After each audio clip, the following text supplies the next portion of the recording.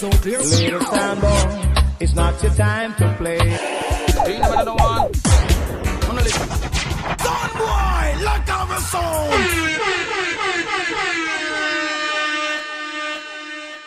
The relationship between the soundmen that played the music and the producers that produced the music being played by the soundmen is a very interesting one. One might look at it as a partnership. Some even look at it as a business. However, there were some soundmen who also became producers and some producers who also became soundmen. My guest today on Soundchat TV, no other than the historical Bobby Digital. Welcome, my brother. Big up to the program, brother. It's been a long time, and it's been a privilege to be here. Thank you so much for us having this. You know, this is one of those cherished conversations because I know you don't talk to people too much. So I want to talk to you about, first of all, how did you get into music? Music at the early age, you know. Growing up in our community, you know, Waterhouse, Olympic Garden, sound system all around you as a kid. And you have to teeth out, go hang up your little tape on the soundman fence just before the sound them start play, and it have become a part of you in your early childhood, you understand? So you just grow up around music, you grow up around artists, and you sit down with artists as a youth. And you know, what was that early settings for you like when you were sneaking out of the house to go tape dance? What songs you were listening to and what artists at that time? At that time, you know, you have a sound named Socialist Roots, you know. Yeah. Stereophonic, all them sound there. A sound one in the area, King Jammy's early days, King Tubby's, you know, tape tone, tipper tone, them sound where artists like who? Artists like Uri and U Brown and, you understand? Wailing Soul, the Jays, Rankin Trevor, Rankin Joe. All these people is a whole community of artists. Now, in those days, in the early dancehall, as you visited as a youth, was it solely dancehall being played in there? Was it other genres of music? No, surely. Strictly dancehall. Strictly dancehall. Original, authentic reggae music, you know. Harold Dunkley, Leroy Smart, Barry Brown, Linval Thompson, Gregory Isaacs, you know. How do you then make your way into becoming a part of the music? Well, at an early age, you know, in my little circles, there was always little home talented, little party sounds. Yes. Where you know that, and you try to hit yourself with one of them. And growing up in the community, one of my friends usually have a little sound, you know. And when they grew up to be big men, them just forget it, you know. And we just say, yeah, I start do my apprenticeship at Jammy's, and then we have another little brethren, one named Sprague Roots. Say, boy, I'm interested to deal with a liquor son. And I say, you know what? We are going to just lick up a thing, you know, the same old Heatwave what them boy did have. We are going to just take our thing and Heatwave it, you know, because we know, so we have a sparks as youth, and we say we are going to make it a different thing, you know, try to build it up and defend the corner. So, make our corner be a special corner. So originally, Heatwave was someone else's name. Yeah. One of our good friend, the man, the glory, Mr. Jamison. You understand? Beelzai and Evan Stone, two brothers. Little party thing at them house, and you know, we have another little sound from the corner named Black Soul, and we have another little one named Gold Soul, and we always clash. You understand? So when them get up, we just say, no man, we have to continue the process. What comes first? Does your apprenticeship as an engineer at Jammy's? No, playing sound. Playing sound comes first? Yeah man, playing sound, man. I was like the whole technician to build the sound and everything. Set it up from scratch. And this would become the new Heatwave sound? Yes, I am. Now, how did you learn to be the technician? Well, trial and error? No, not really, no. Because my brother was a technician, build amplifiers and them things. And I was like a part of that, learning too as an apprentice technician. See. So being an apprentice technician, when my brother doing his overseas courses and them things, like him get some television to build, him get voltmeters to build, get signal generators to build, and we would sit at nights and read the manuals and fit them up and whatever and get them working. You understand? So that apprenticeship, by just being with my bigger brother, learning the technician trade, I've become a part of that too by just reading and experience what he was doing as a technician. So, and you extended that knowledge to Heatwave sound system. All right, all right. What was your role? Were you playing music at that time? Yeah, man. So you were a selector? Yeah, man. Kill enough sound, man. Damage enough brain, man. People them can't tell you, man. Say them they afraid of me like puss. When sound system, you know. But it wasn't like really got kill off sound, but them man they know say chew me in at the music thing now and have access to really get the songs, get the music and get the songs and see the whole vibe of the music. I mean, know say yeah, me I build them music for the sound. Cause you hear enough music were out there, and some songs will get to it. I like all high up all of the thing them there. Eh? My sound special them there, you know. A sound special. If a guy test me, you know, do that, you know, and I get rid out of the studio, a man just say, yo, too bad for you in the studio. And just give it a story. So let me ask you this, right? Because I know that you have a very interesting story. As a youth, you start the new Heatwave. Yeah. Right? How long does it take for that Heatwave, before you start to have the links? How long does it take for this one to start to bubble? No time, man. No time, man. Sunday, right now, at that time, we usually have a base, Sundays, cricket wear. Yeah? Every Sunday, hundreds of people come out. Every Sunday, from east, west, north, and south. At this time, are you playing specials or not yet? Yeah, was playing 1 and 2. 1 and 2 look special. Yeah, 1 and 2. It's just like, say, you just build special, like, you know, you have a competition or so. But we usually have one away songs. Because to start working in the studio now, I get the access to really build songs. And when I see the vibe of the people, them, at the parties, them, you know what to build and know what them really want to hear. What makes them move. What make them tick. So let me ask you this. How long does it take for you to move from being the engineer selector of Heatwave to getting into the apprenticeship with Jammings? Well, it was like no time, you know. Because as I was telling you, see my friend who did own Heatwave, he became a custom officer, and it's like before Jammy set up our house studio and them things, you know, he asked me to come and clear Jammy's dub machine, come to pick it up at the airport.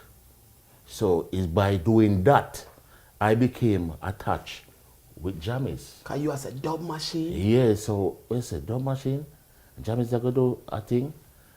And I tell my friend, brethren, say, you know, music, you know, and that I want to do, you know. I want to make music. And by living up where I was, I usually go check Soji, that Soji Hamilton engineer at Channel 1. But through the distance to go to Channel 1, as a youth, no money, can't walk from Waterhouse to Maxwell and them things. And I tell my brethren, say, music, when we get the hook up with Jammys, we go clear that thing, it was a joy. You say, you know, so I'm going to meet this man, because I usually go listening sound and watch the Nicodemus and so. So when we get the opportunity, we never make it pass. What was that first encounter like? Did you introduce yourself as an engineer? No, because when my friend told me it's Jammies, I know that Jammies used to work at Tubby's. Understand? And then now Jammies is as his own trying to build something for himself. And so Jammins was apprentice for King Tubby's. Yes. Right? And now he's starting his own thing. Yes. And you end up becoming apprentice for him. All right. That's the scheme of the thing. You understand? So by just meeting Jammies, bringing that dub machine there, and Jammies have a little thing, a tape machine and a little mixing board. Jammies never have the studio yet. And you know, we sit there and watch him set up the dub machine, and you know, Jet Thomas and John Jolas and them little man that come in. I said them want John Joe Volcano and them want a dub plate for cut, or them little thing there. Them would have come at Jammies and you have a sound from Spanish Town, People's Choice, and them man they are coming and Jammies are doing thing. And so one day, they sitting and I said, I just watch what I go on, you know. And Jammy said, boy, I come like with belly hurt me, you know. I go to the bathroom. And I cut him in a cut dub. I'm going to the bathroom and I said, chum, you gotta do this, you know. When him come back and say, he say, are you do this? I say, yeah, man. Me cut a dub while him gone, and the first dub I go and cut, him never show me how to do that. I just observant and watch all the procedures and say, yeah, man, I beam that. I slap it up. Man come back and say, you know what? Are you going to start running this place, you know? Are you going to start do these things? I can't go and go on the road and just take care of some other things while me, I do them things, yeah. So you end up running the studio? Yeah, man. Produce everything, man. So all them songs there what you hear in the 80s, you know, from Frankie Paul, Sierra, Admiral Bailey, Lieutenant Stitchell, Leroy Gibbons, you need them, you know, me make them, you know. Now, you started working in a dub studio and then eventually went into the recording studio? Or you were doing both at the same time? Both at the same time. It's one little spot like this. Same. So we never have dub studio and we never, the little facility what we have. Facilitate everything. Facilitate the mic, the right, the so when you sing pan the dub, you just sing it straight pan that. If no mistake make, I just so. You understand? But so artists they does more prepare and everything, you know, understand? But it's just one little room with a little mixing board and the mic in front of you and two away on the headphone. How did you guys find artists? Well enough. You see from one song Getaway and people know say that's how it come from, because Jammies usually go channel one, make some rhythm. Anthony Johnson, Wayne Smith, they come in at Half Pint, Junior Reid. You understand? And bring them and him have the 4-track, and then we re-record now on 4-track or 8-track. And things was done there in the little space. You understand? What one day Jammy is gone, leave for England, and we have a little brethren in the area named Noel Davis. Well, usually, you know, upcoming musician, and he have this little box, a little synthesizer thing, and they are now all the vibes, and them come and say, have the slang thing business there. He them a play upon the box. And then find it, and then couldn't find it again, and then find it that when Jammies come from England, it's like me, I say, Jammies, you know, say that you to have something pan in keyboard there, but sometimes you find it and sometimes you don't find it. And like one evening the youth find it, say studio, you know, and Jammies plug in, and that was this the arise of the slang thing. Wayne Smith sing pan it. So it was just someone who had a keyboard. Yes. And you were able to identify that this is an interesting song. Yeah, that's something unusual. Something that's different about it. Something that's different about it. Where you don't know so something can try with this. Yeah, man, and when Jammies come and record it, man, and show Wayne Smith pan it and Tonto Irie and John Wayne call the police and say, yo, this is a serious thing. When in the said realms now is like a clash coming up with Barry G and David Radigan, you know? And we say, yo, you know, so we have X amount of song on this thing. Yeah? So we are going to split it between the two, man. Because Sugar Miner did come and Vice, two special film song with himself and Tenasa. And I, as the little engineer, I had a venture. I recorded two songs them on a cassette for myself. Cassette in a TDK. You see that song named Water Go a Pumpkin Belly? I recorded that on a cassette, you know. Not really did do that song for say a song to release on 45, but you see when the clash thing with David Radigan and Barry G, and we say, all right, we're going to give them money a 4, and a money a 4. And the thing start off on the radio.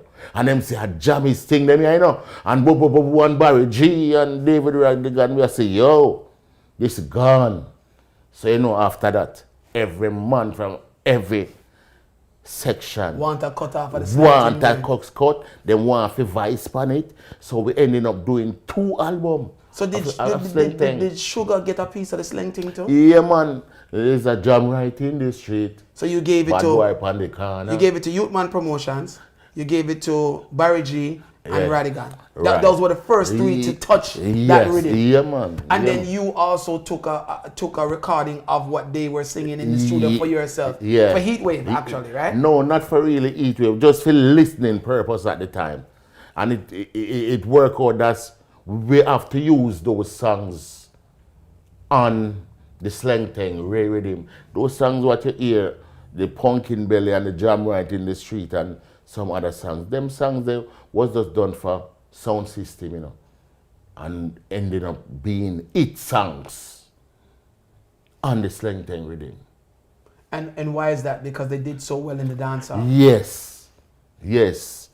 And through the exposure what those songs get with Barry G and Radigan at the time, yeah, man, everything get wild. So you know? it's another example that, you know, producing and sound system culture goes hand in hand. Yes, yes.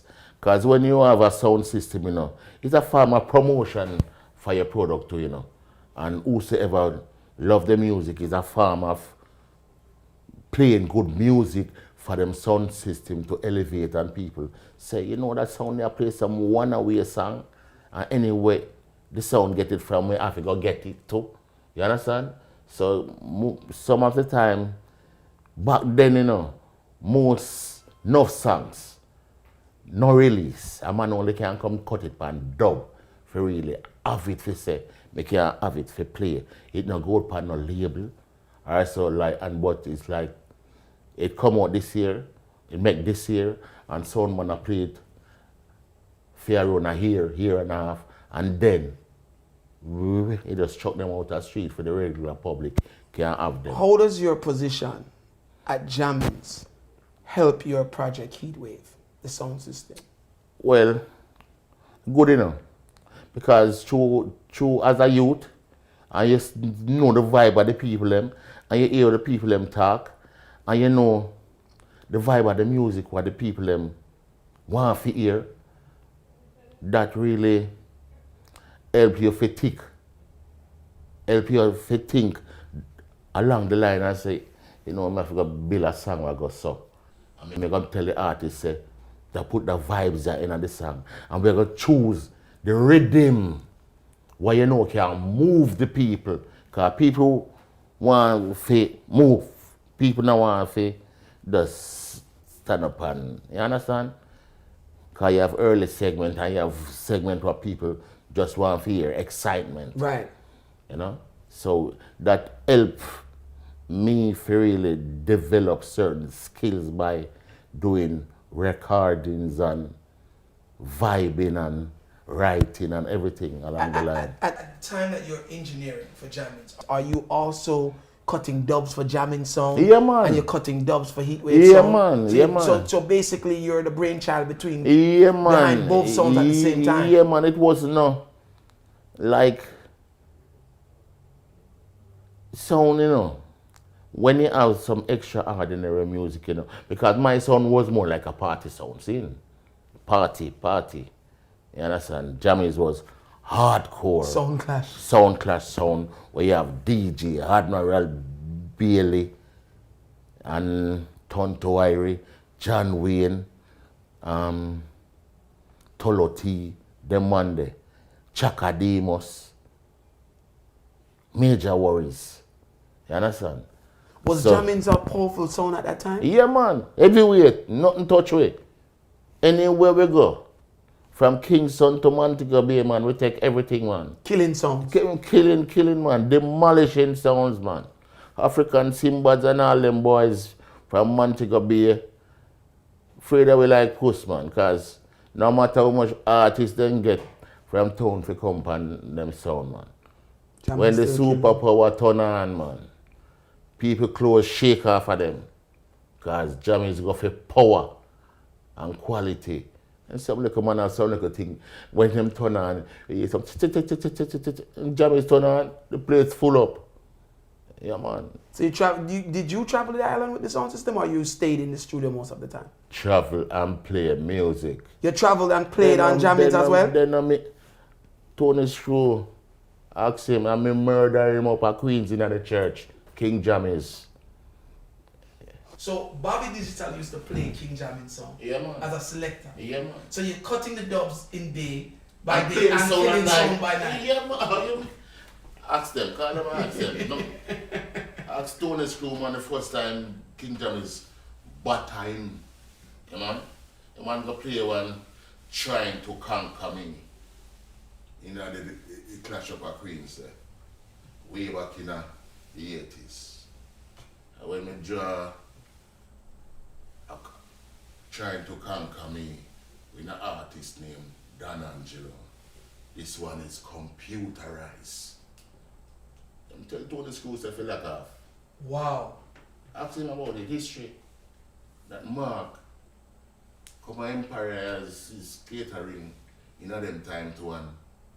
That time we have a son, Virgin have a son named Terrorist. Yes, in Brooklyn. Alright. Sabo. Yeah, man. We have enough things, boy, yeah, man. So, who else? You speak about killing Downbeat. What other memorable clash you can say that you were at the control? Killing a sound system and jamming. Killing a sound system. 4 sound clash at Montego Bay. African Simbad. Name it. What them sound they don't let this so the name. Some bad sound from Montego Bay. Thicker music and them sound there. Yeah, man, big clash, man. I still have the little photograph them. I can send them, come show you.